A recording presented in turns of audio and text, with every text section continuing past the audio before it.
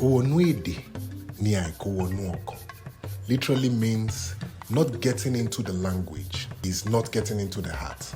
The actual meaning is not knowing the language is not knowing the heart. Hi, welcome back.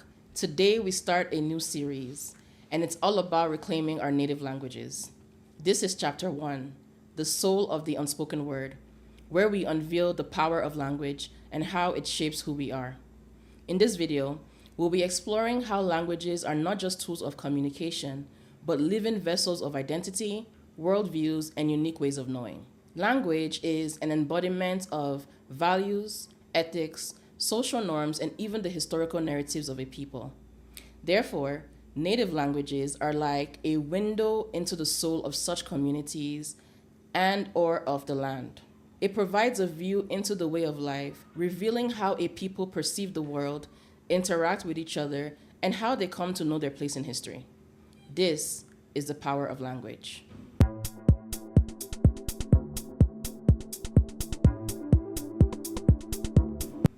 This segment opened with a Yoruba adage translated to English. And despite the challenges of translating its full weight, its meaning is still incredibly clear and relatable. Native adages are traditional teachings condensed into short idioms designed to transmit existential wisdom and remind generations of who they are. Traditional proverbs are also powerful in that they provide insights into native philosophies and traditional ways of doing things tied to a particular community in a particular location. Let's look at 3 examples of how elements of language transmit communal knowledge and traditional meanings. Grammar. Many native languages have grammatical markers that indicate the source of information, reflecting a cultural value on truthfulness and respect for the sources of knowledge. Then there is grammatical arrangement. English typically views time as linear, from past to present to future. But many native languages present alternative, non-linear understandings of the concept of time. And this becomes important in how people accept the happenings of life. For example, the language of the Hopi people, a Native American tribe in the western United States and Mexico, doesn't use a linear understanding or sense of time.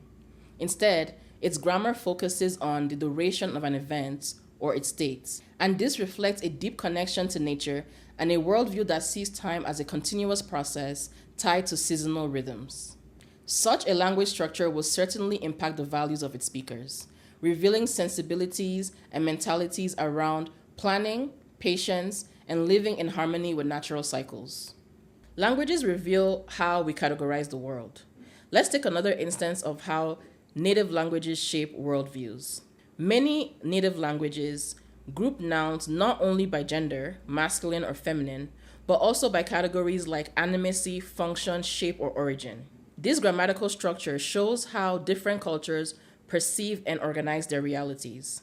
In some indigenous African languages, natural elements like rocks or mountains are grammatically treated as animate, as living or with spirits.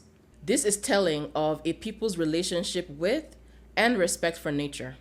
The second linguistic element is vocabulary. The words that a language has or doesn't have are direct cues as to what is deemed important, the unique experiences, and the specific knowledge systems of its people. Many indigenous languages have concepts that are untranslatable into English because there are no direct equal meanings in English for those words. The richness of these concepts is indicative of the depth of native narratives, storytelling, and accumulated wisdom. Let's look at some examples of how a language's vocabulary reflects the cultural values of its people. The Inuit languages have numerous words for different types of snow and ice, reflecting their intimate relationship and reliance on their immediate environments. The Xhosa word Ubuntu embodies principles of humanity, interconnectedness, and compassion. I am because we are, reflecting core social values and ethics.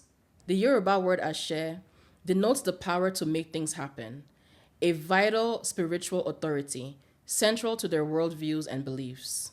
These words represent core beliefs, ethical frameworks, and foundational values, the soul and the roots of those communities. This is why their meaning is often lost in translation. If these languages disappear, then this rich understanding of life is lost forever.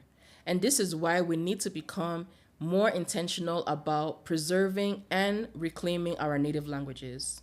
We'll talk more about the ways in which we can do this later on. The third linguistic element: metaphors, idioms, or if you like, adages and proverbs.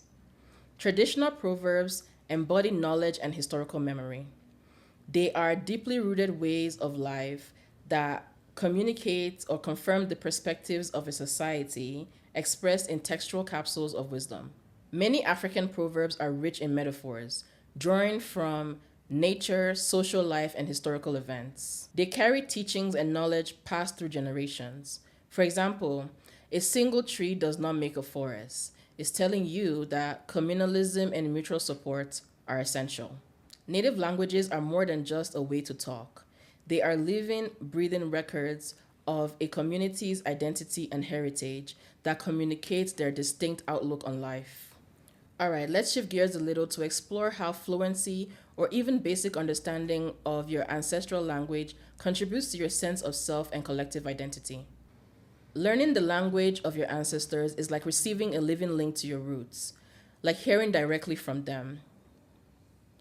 It's unlocking a family archive that would otherwise be inaccessible. People have reported feeling more complete or more authentic when they speak their native language. When we understand our language, we understand our essence and the philosophies of our ancestors. And this allows for a renewed level of freedom of self expression and pride in who we really are. For communities like the African diaspora who have been disconnected from their roots, reclaiming their language is a powerful act of healing and reclaiming their identity. This longing for a sense of self has led many people of African descent to return to Africa after discovering their ancestry. They are moving to live amongst their people, with some of them even obtaining citizenship. Interestingly, the African countries we recognize now are relatively recent constructs. They are man-made borders and not the historical tribal territories that we once had. And this is why you find some of the same ethnic groups of people who speak some of the same native languages scattered across Africa and even abroad. What about shared identity? We've been talking about the power of language and how it shapes who we are and how we understand life. But what about the way it connects us? That intergenerational connection, cementing a shared identity so strong that it transcends oceans. Look at the African people of Brazil, for example, Afro-Brazilians, and how they connect and preserve the ideologies of their ancestors, including the traditional spiritualities practiced by their ancestors. All possible through the Yoruba language, the vital vessel that links across distance and time. This shared linguistic, cultural value, and identity connects an Afro-Brazilian to a West African, even without either of them knowing of each other's existence. That is the extraordinary power of language. If you've enjoyed our conversation today, be sure to follow Afromanjaro and subscribe to our YouTube channel. We'll be continuing this discussion in the next video and other videos to come. Thanks for watching.